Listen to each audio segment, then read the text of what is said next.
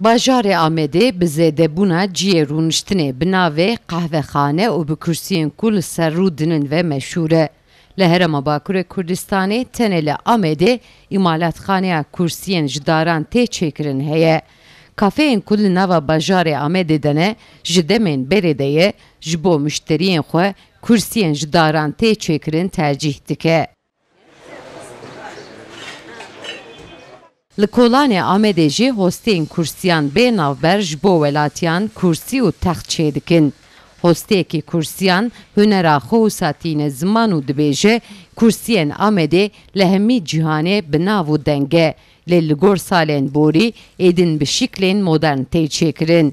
Lê dibêje dîsa jî çêkirina kursiyên Amedê hunerekî zêr e. Hunera bav û kalayê. Qehve Diyarbekir'de pir bûn. Ji bo wî ava jî kursî me pir têne firotanê. Mesela tu darî aliyê batî hebkî qehve nabînî. Aliyê Güneydoğuyê me, Güneydoğuyê me fabrîkeyê me jî qehvê me ne. Esebî bû mesela. Diya min hanîn ver dere. Wê bû 42 salê min vadera xediya.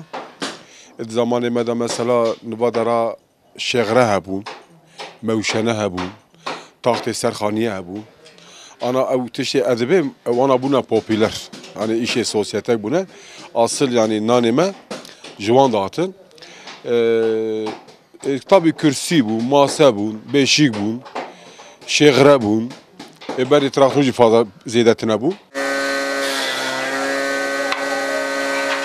Hosteyên kursiyan çê dikin dibêjin li Herêmê Bakurê Kurdistanê tenê li Amedê ev kursî tên çêkirin. Ji ber wê yekê jî ji bajarên din û ji welatên din jî siparîşan distînin. Kursiyên ku li Amedê çê dibin ji dara çamê ye. Berê niha jî ciyê rûniştinê jî ji lastikên reş de hate çêkirin. Lê niha modern çê dibin. Li Kolanê Amedê de mirov dikare cûreyên kursî, text, derguş û lîstikokên zarokan jî bibîne. Ana kursiyê me berê darê qewaq bûn.